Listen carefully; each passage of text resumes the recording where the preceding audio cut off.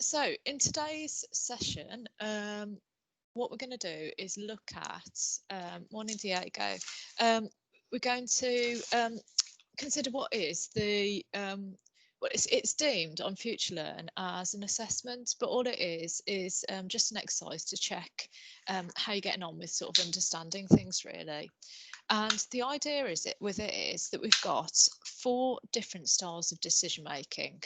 We've got the administrative approach, we've got something called bounded rationality, we've got the political decision making approach, and the garbage can decision making approach. Does anyone know off the top, or can anyone remember what the administrative one is? Anything about it whatsoever?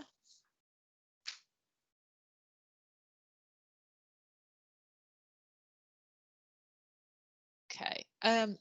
Well, actually, no, I've got, right. I'm sorry, I've got written down here, right. So, yeah, the 4 are different to what I've just said. I'm so sorry. We've got rational.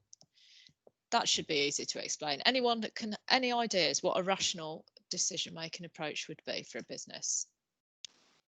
It's like a step-by-step process about thinking before you act on the decision. Yeah, absolutely. So, so we've got goals that we know what they are, and we've got a problem, and we've got a structured approach. Okay. So an administrative one, any ideas what that would be about? It's built around the decisions that are actually been made. Go on. Sorry, I think it's a little bit. So about the decisions that have been made, go on, say again. Yeah, it's being built around the decisions actually being made. Yes. So it looks more at the processes, doesn't it? And it tries to ensure that they're not too complex. And it looks at what the organisation's abilities are, the decision makers' capability. So it's more considering the process that they're going through. Okay. Thank you very much, that's brilliant. Any ideas what a political model is? So how decisions, the political decision making model. If there's like a disagreement, how the decision's going to be made around that. Yes, absolutely. So we've got some sort of conflict. How do we get people on the same page with the decision? And then the garbage can decision making model. Any ideas on that, what that is? Is that like just brainstorming everyone's ideas and just throwing them all together and picking the best? Well, it is where we've just got such an uncertain environment. You could say now it's one of these where it's just like, what on earth, when you've got so much going on, we can't almost always identify what the problems even are. So you're right, we've got to sort of brainstorm things. We've got to have to do something, but it's where we haven't got stability or certainty. So out of rational, administrative, political, and garbage can, which of those do you think are used most often?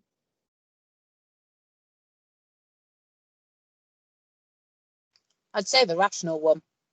Yeah, I think that's the one that would be rational one, where we have a structured problem.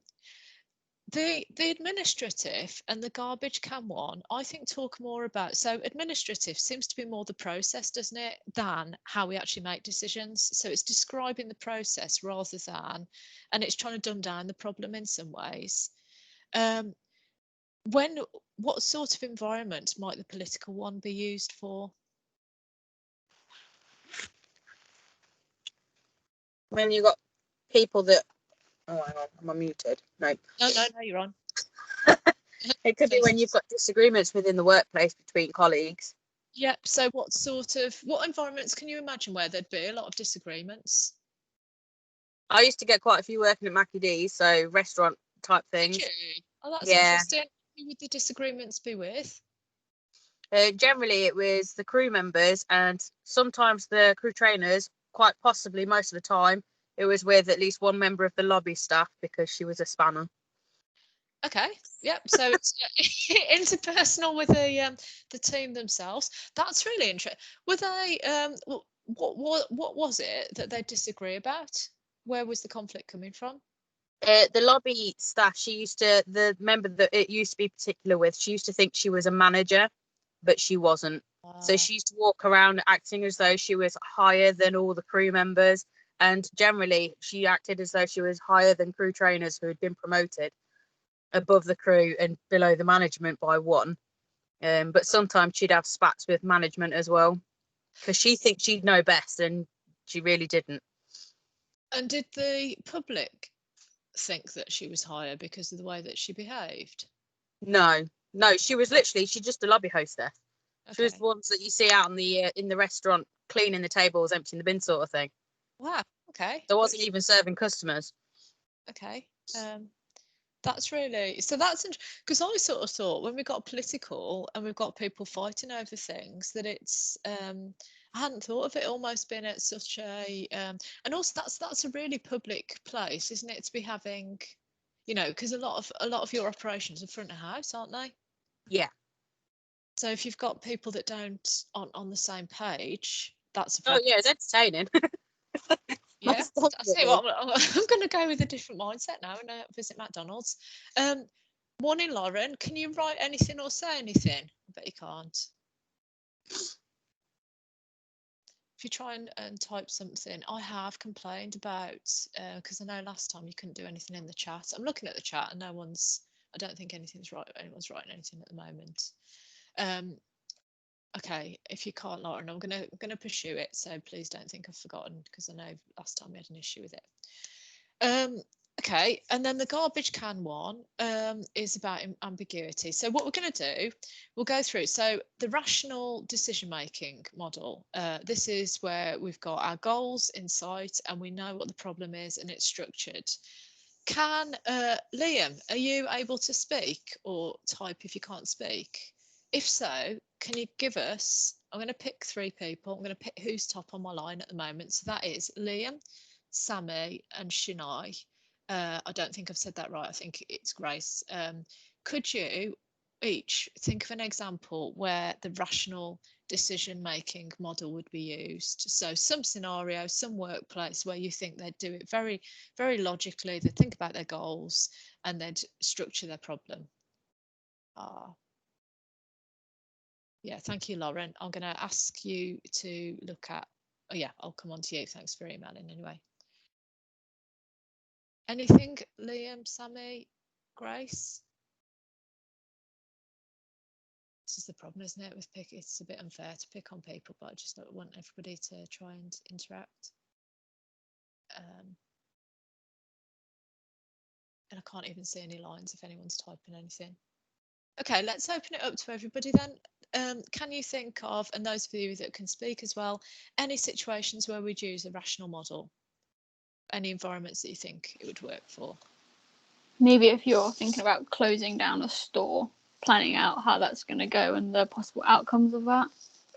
Yes, absolutely. And the steps that would be involved, whether you're going to do it in the first place. So what sort of things would you look at if we're looking at closing a store to inform our decisions? You could look at an alternative of like going online, seeing how the customers would be impacted if they're going to be missing out on a service. And you could look at maybe the proportion of sales that are online to, you know, how the store's used. Is it for click and collect? They've recently closed down Debenhams. I live in Rugby, that's just down the road from us. And I don't think it was ever any more really than a showroom where people click and collect. You know, there was some trade, but not a lot. So yeah, it would be good to analyse interaction. Anything else that you'd consider before thinking about closing it? So we've got impact on customers. What other factors, what stats might you look at? Possibly how high in demand it is to have that service. Yeah, so maybe sales, profitability. Yeah. Is it making a profit? Return on investment, you know, how much does it cost? And if it's like underperforming. Yeah, so you could compare it against other stores, couldn't you, that are in the chain to see how it's doing if it has got a chain. Also might look at what the break-even point is, so how much does it need to keep going. Okay, yep, so we're using it based on lots of information that we've process to try and come up with some meaningful solutions. Kayla, you switched off your speaker, didn't you? So had you got an idea as well? You put your mic off on. Another rational one. Yeah, no, I was just going to say it could be down to whether, similar to what Emily was saying, closing down one store and possibly moving it to a different area if the trade might look better or more promising. Okay, so yeah. Take into consideration the better infrastructure for all of your business. Yes, yeah. Or so it could be expanding your business. And you might be looking at profiling the local residents versus your ideal clients, couldn't you? And you could do that. So we're using a lot of rational information. We're analysing it to structure decisions. And what's the benefit of the rational decision making? You can see the pros and the cons of what your decision could or could not come out with your outcomes. Yep. So we're taking away that consideration. Yeah.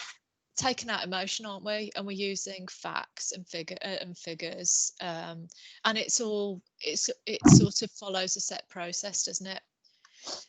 Is there anything about rational that's a disadvantage?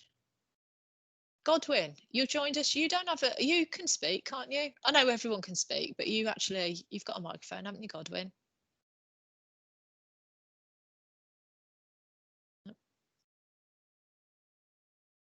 Can you speak, Godwin? Has anyone got a speaker that will work and can think of any disadvantages of the rational decision-making process? Yes, I think a disadvantage would be that we're just following the process and we're not thinking of the consequences or those who are affected by this process we're following, like like if the process is actually working or not. So yeah, but by doing it step by step, we might be missing things out, mightn't we? And also, thank you ever so much. That's really good. There may be some consequences that you can't almost quantify, but they're important. So it might be already an area that doesn't have much serving it, and doing that will take away even more. Sorry, you got something else that you wanted to say? Yeah, and I'm also saying like maybe some people are affected by the process we're following, and we're not like looking back to see those who are affected by this process. Yes, yeah. So we're not fully taking into account everyone, are we? So it could be a minority of people, but actually that's enough to make a really big difference. So I think if we're really rational and like almost we weight everything and we sort of there is a chance that there's sort of bigger things at stake than just numbers. It's the problem with doing any research as well, where we're doing it and it's numbers based. You're missing out sort of emotive reasons. So there's this sort of expression, isn't there, where business is business and it's all down to hard figures and metrics, and it's sort of almost the emotions taken away from it. But actually business is still run by people who might consider the impact on the local community of making certain decisions. How Godwin, that's fine about your mic messing up, and please, I have got I am reading your notes, so if you do want to contribute anything, please feel free to write them down. What could another how fast do you think rational decision making is or could be? I think it's probably quite slow if they're looking at every option and every outcome. So do you think sometimes, yeah, Thomas is saying that it's time consuming. Do you think sometimes we could be missing a trick then with the speed? Yeah. And also you may not have enough information at the time or accurate information. Yeah, it's back to this all correlates. Can you see how quite a few of the things we've discussed, even just in our sessions, they overlap, don't they, with each other? So because we were looking at other perspectives and different decision-making management styles, weren't we, a few weeks ago? And this sort of ties in with that, doesn't it? That if we're almost paralysed sometimes to operate on instinct. Do you think if you're a rational decision maker, you have to be very experienced? Or do you think people quite low down could make it if they got all the information they needed? Do you think it needs skills, experience? What else does it need those? I don't think you necessarily need the experience. If you know what the information you've got, I think you could make a rational decision. But if you don't have all the information, then I think you'd need somebody with a bit more understanding of what you need to be doing as a even if it's just as a backup plan. Yeah. So just to help guide you through the process of whatever it is you're trying to decide. And that comes back as well, doesn't it, to the factors that Grace mentioned, that actually, if we're not very experienced, we might not be aware of the full picture. And you might say, well, yes, those are the numbers, but what you haven't factored into is X, Y, and Z. So actually, we are missing the full picture. So I think there are benefits in the fact you're almost quite accountable, and by being accountable sometimes you don't have to take full responsibility or the full risk, because actually if you follow procedure and you've worked it all out, then no one can ever say anything against you, can they? They can, you know, you've done the right thing. However, there's Kaylee, had you got something you wanted to say on that? No, sorry, I forgot my phone was not on mute. I had loads of No. things. That's absolutely fine. Just let Ash in as well. The challenge we've got with it is you're not necessarily making the most of people's experience. Sometimes the logical picture doesn't necessarily stack up with the actual what really needs to be done. If that makes sense. It's sort of, yeah, we are. So if we were now in a position where we were going into lockdown again, and we've got years and years of historic experience of certain things happening, but actually instinctively, and what we've been told, we're given the impression that the lockdown is for a very short period of time initially, but our instinct is saying to us something's going to be more than this. You know, we're going to have the business is going to be disrupted for a longer time, and there's almost a temptation, if we're going down the rational route, to not take into account that feeling that actually things could be a bit different. So and that feeling can come through experience, it can come through, sometimes it's by processing things that we can't justify. It sounds really odd, but we can't actually sort of put there isn't the evidence for, but it's something that comes from an experience. Women tend to call it an instinct, sometimes men call it a gut reaction, but it's that additional information which does tend to be founded on something, but we can't always tangibly put together. So I'd say administrative, so moving on to that one, what we want to do with administrative, I think it's an explanation of how we're making decisions. So it's we're not going to get too focused on that, because it's understanding the process, which is helpful, but it doesn't really tell us how to make decisions. It's more understanding that how they're made in a particular organisation. So I'd say that's a useful one to be aware of if you're studying an organisation, but not necessarily one to guide how you're going to make decisions. So the next one we're going to look at for the environments to use, we've already heard about political decision making in McDonald's, and where there's a number of disagreements about how to go forward with it. Can you think, so we've got potentially fast food restaurants. Are there other organisations where you can imagine there's a lot of conflict and we've got to build a consensus in terms of decision making? What other environments would you see that happening? You could see that happening in sport. Okay.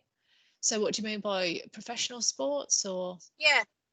It's like you see it on the news and that lot about all these managers that are not doing what they said they were going to do, and they get sacked off by the team, this, like, you know, the constant chopping and changing and bickering between football players and things like that. So we've got, so a lot of this, it's dissimilar, but there's parallels, isn't there, with your McDonald's world, because you've got a power conflict, haven't you, going on here in terms of the political. It seems to be about a bit of a one-upmanship and people thinking they know better. And how it says with political, what we're meant to do, we're meant to get to a point where we achieve consensus. So we work out a change is required. We look at different alternatives and evaluate them. But in this one, it's all about the power of stakeholders.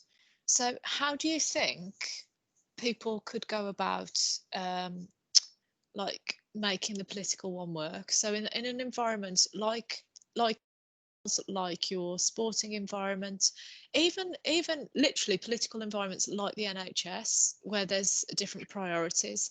How do they achieve consensus? What do they do?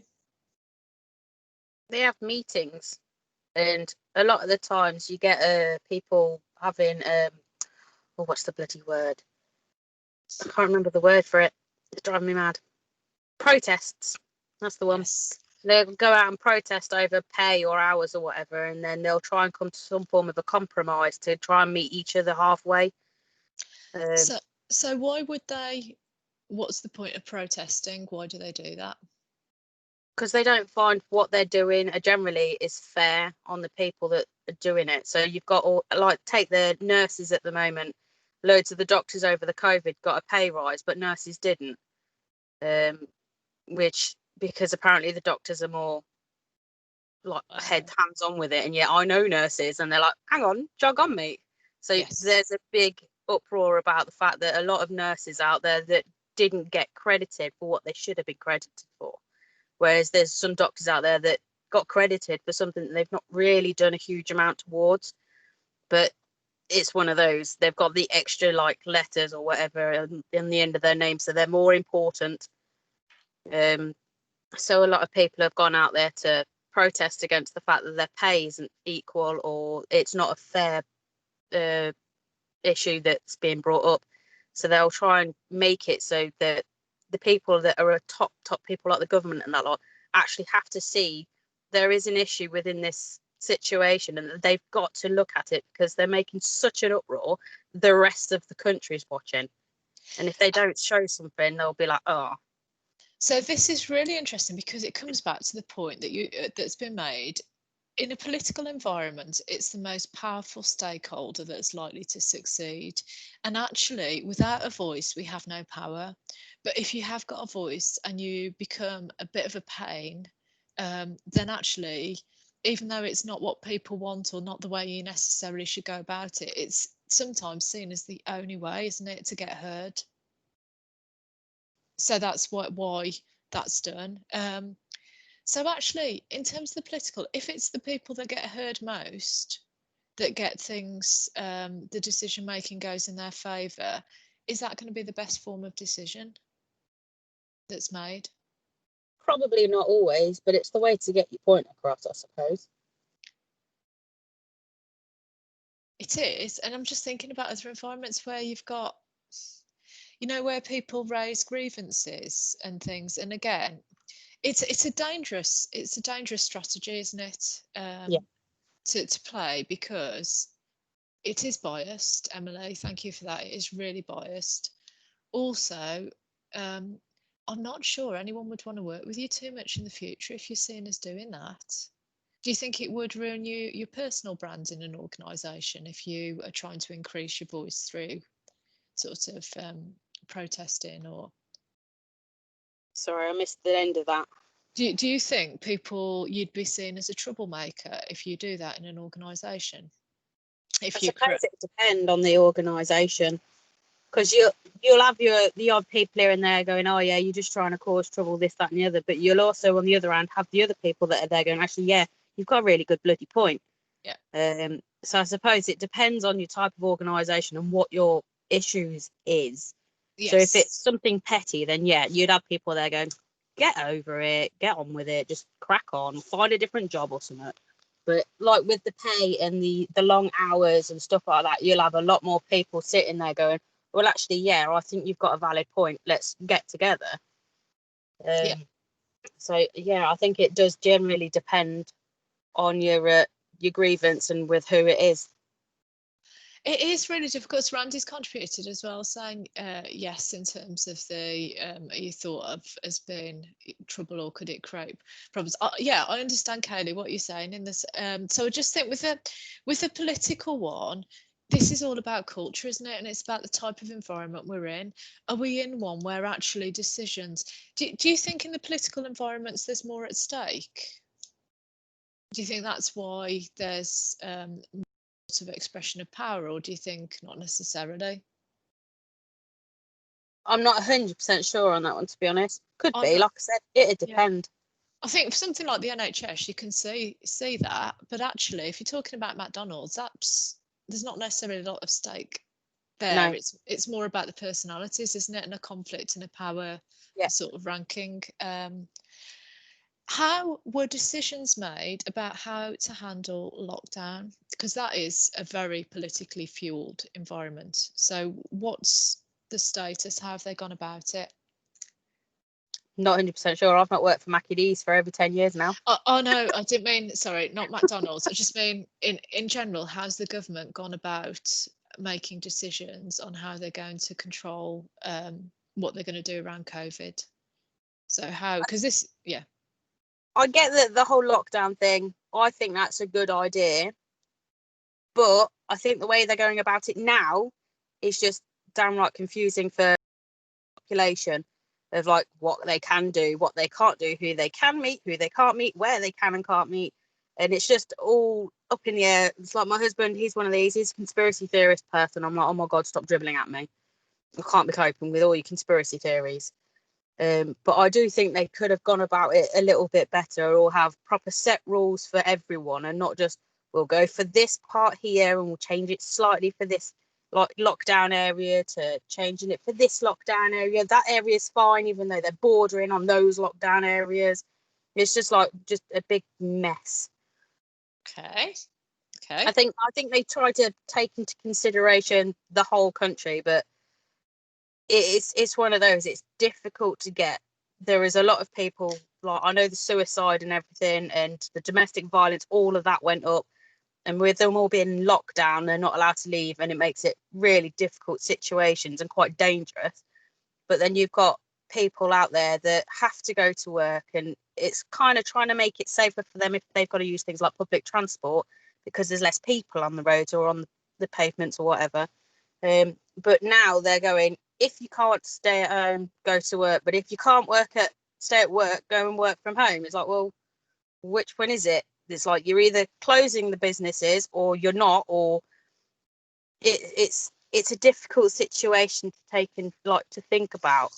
Okay, so what I'm going to do is I'm going to relate this to the stuff that we're talking about today, the different decision-making models. And this, in terms of administrative decision-making models, this is the descriptive one where we're actually looking at how decisions have been made. So we've got a number of factors, and when they first how to handle COVID, can you remember what they were saying? There was a continual thing that they were saying, that they'll make decisions and it's based on what? What was it that they were looking at? There was one thing that they were saying they were making decisions based on. Wasn't it the R rating? It was on the R rating, and that was down to the science, wasn't it? They were basically looking at scientific. So what they were saying was, we are going to do an evidence-based approach. So we're looking at the science, and based on the science, we will determine our approach in terms of what's safest for the country. Then what came in? So I think it started. So if we look at that for the administrative, and that was rational because they were looking at evidence. Then something happened, and I think from what, and I'm just going to do it sort of not put opinions in, but just sort of almost tell the story based on the things that you've just mentioned. I think it then moved into political decision making, because then we'd got a number of factors in play, because the science guided us to a point, and we got to a certain point, and it was like, actually then we've got some other stakeholders that are massive, that have got some really serious implications. As you mentioned, we've got factors to do with so we've got the sort of the health and well-being in terms of safeguarding against risk for COVID. And you've got to compare that against mental health by preventing people from having the social interaction that they've normally had. You've got the risk, as you said, of like the potential abuse increases on sort of domestic violence on all sorts of levels that are increased because people are staying at home. And then the other factor, which was, there are many, but one that was absolutely huge, is the cost on industry. And actually, by continuing with the measures that were in place initially, we have got a situation of death versus the economy, and the And actually, for a limited period of time, we were able to sort of take the financial cost on the economy. But actually, this is political, because it's a case then of when they're looking at now measures, looking at different levels of measures, you've got this concern by industry as to what that means to the economy. Does it mean to jobs? Does it mean to the future? So we have, again, this situation of what shouts loudest. How do we get a compromise here? And is a compromise even possible? So I think we could describe it very well using the political decision-making model, because there is this massive trade-off, isn't there? Not trade-off, but there are all these different stakeholders, aren't there? Does that make sense? Can you understand like the application of it to political? Anyone? Yeah. Okay. You can understand it. Yeah, you can, and actually it's about the power, isn't it, of the stakeholders as well, which is why people have had to flag up things like domestic violence, because actually minimally that's the voice is quiet, isn't it? But then some of the politicians have brought that up. So the final one, which we're looking at, is this garbage can. So obviously sounds very American, doesn't it? Because otherwise it'd be rubbish bin. So this is where we've got environments of high levels of ambiguity, and we can't actually work out what the problem might be. Can anyone think of a situation or some scenarios? Just invent them, just imagine what they might be, where you'd have to use this as a way forward. So can you think of any environments where we can't even really work out what the problems are that you might encounter?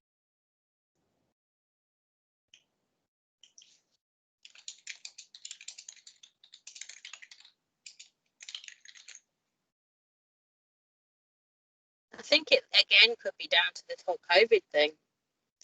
I think you can't guarantee it.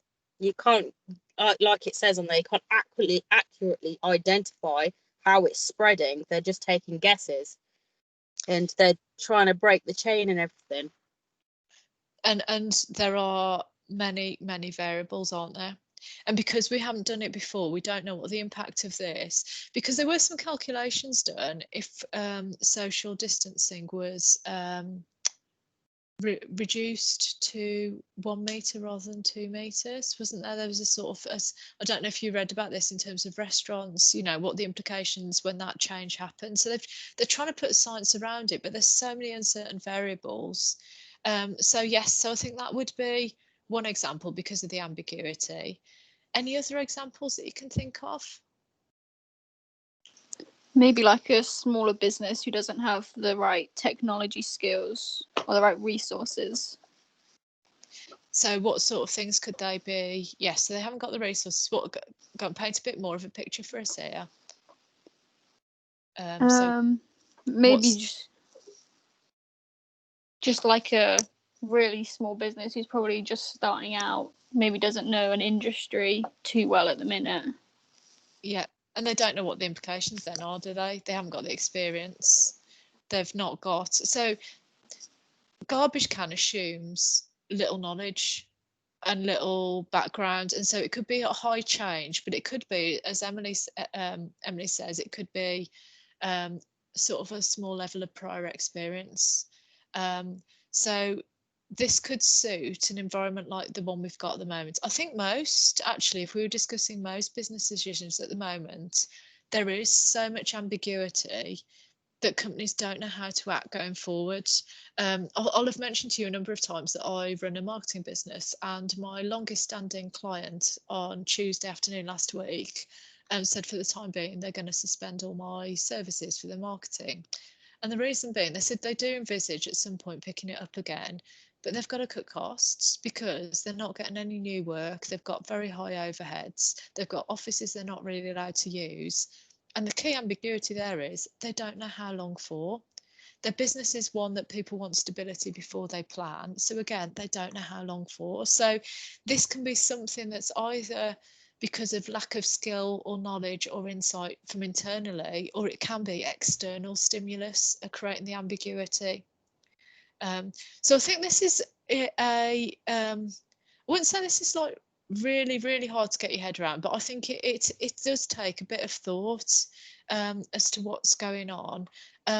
Very, very few, sort of really wrapping this up, very, very few organisations, I would say, are rational, are in a rational, stable environment and able to make rational decisions at the moment.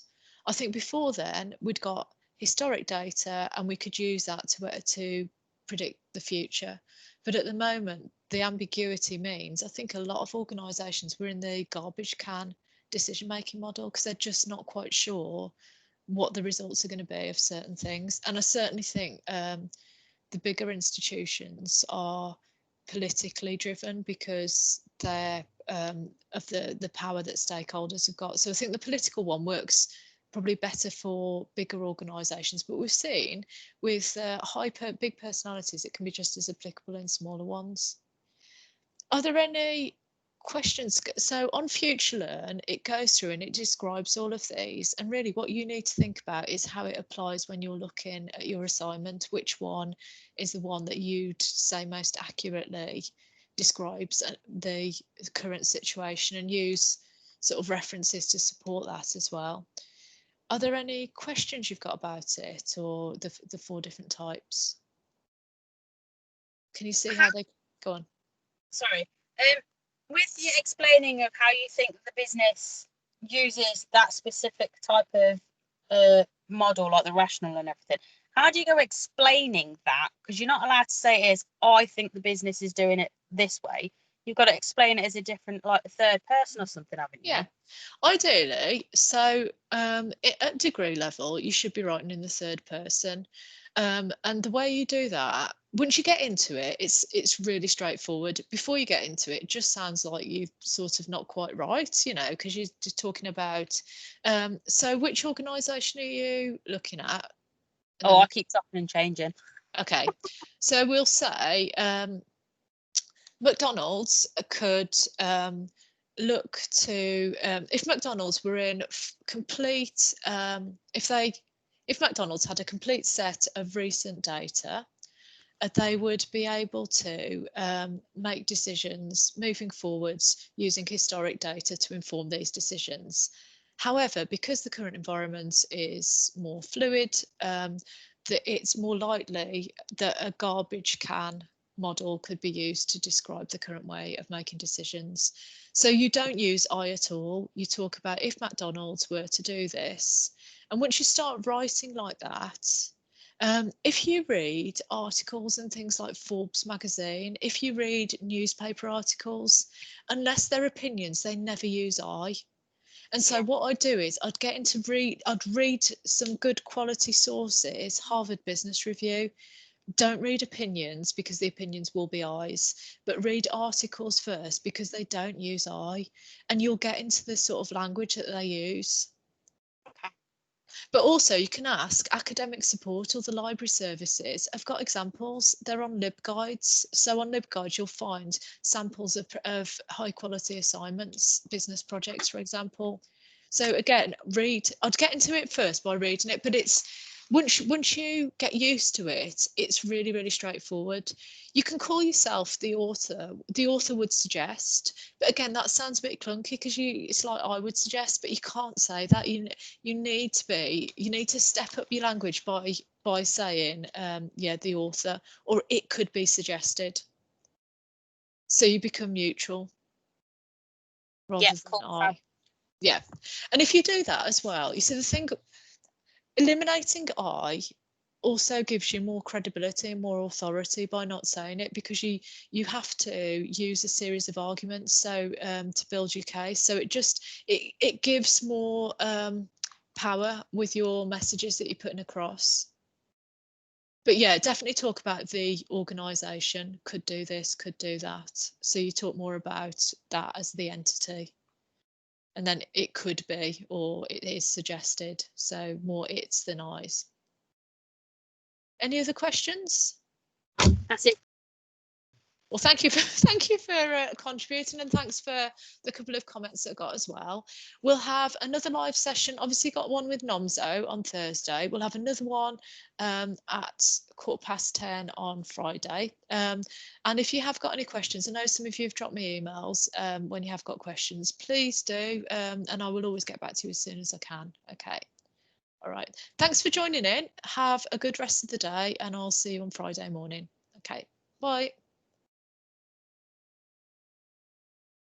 Right, thanks.